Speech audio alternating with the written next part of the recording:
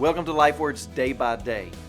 Yesterday, you'll remember that we looked at Ruth chapter 2, verse 17, and it tells us about what that day yielded to Ruth, an ephah of barley.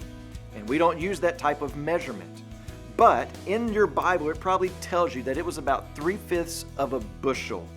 In our terminology, about a month's worth of food that she carried home that day. And so just picture in your minds what she's doing as she's lumbering forth into her whatever semblance of a home that she had. She walks through the door, and then she drops that big bag of food down in front of Naomi, whose eyes, I'm sure, just went wide.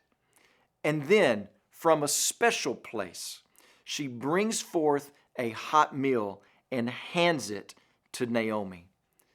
Now, I want you to notice what has just happened. Ruth has shared with her mother-in-law the very best of what she had, a cooked dish that had been handed to her by Boaz, and then Ruth hands it to Naomi. Ruth has been satisfied herself with food from the boss's table and his own hand, and now, don't miss this, Ruth shares with Naomi the best of what she had. She didn't keep the good stuff stockpiled for herself. Grace is not meant to be stockpiled. The satisfaction of God's grace and abundance leads to the sharing of God's grace. Our nature is to stockpile, to be greedy, to hold for ourselves, to keep for ourselves. But Ruth, because she has been changed by grace, shares that grace with Naomi. Don't you think the one who poured out the abundance of grace in the first place has more than you know what to do with? He is not running out because he is the source of grace. And as long as God lives, there will be grace.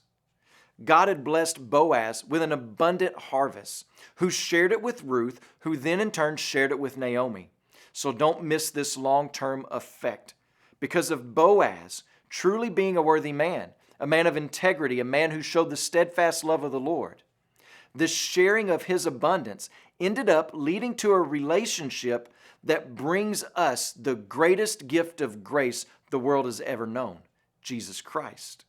We have very good reason to celebrate these acts of sharing of grace in this story because it's those acts of sharing the grace that lead to the establishment of your church and my church and our own personal salvation. This is what happens by a life that has been gripped by the redeeming and sanctifying grace of God. When you pray today, please remember Grady Johnson and his family, our missionaries in Mexico.